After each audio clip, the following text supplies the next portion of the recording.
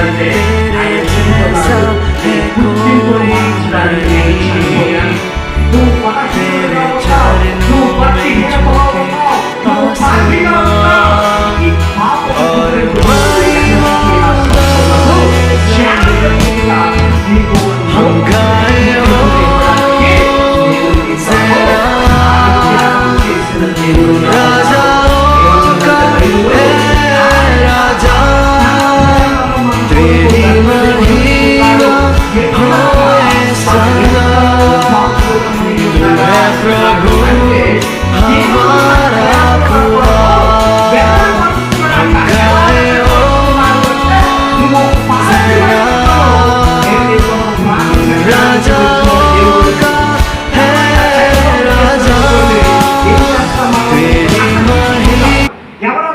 దౌర్భాగ్య స్థితిలో ఉన్నారనుకోండి, వారిని దూరం పెడతాం.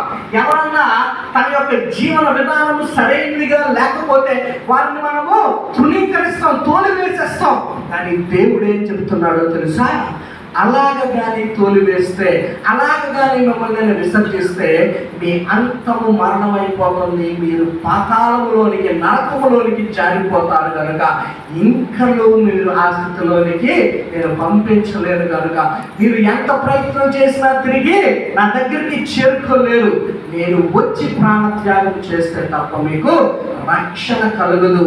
నేను మిమ్మల్ని ప్రేమిస్తున్నాను అని ఎలాగ చెప్పగలుగుతున్నాను? నేను మిమ్మల్ని ప్రేమిస్తున్నానని ఎలా రుజువు చేస్తున్నాను అంటే మీ కొరకు ప్రాణత్యాగం చేయడానికి వచ్చిన దేవుడను. ప్రేమకి ఏం కావాలి? ఈ రోజుల్లోనే రుజువు కావాలి. ఏం కావాలి? రుజువు కావాలి. రుజువు లేకుండా ప్రేమ ఉంటుందా? మీరు చెప్పండి. ఉండదా?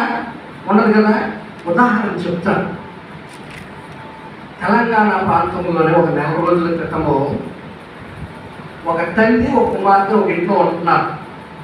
ఒక రోజు తల్లి బీరువా తీసింది.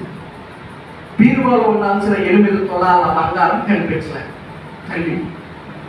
వెంటనే కూతురు పిలిచి అడిగింది. అసలుగా బంగారం రేట్లు పెరిగిపోయాయి కదా.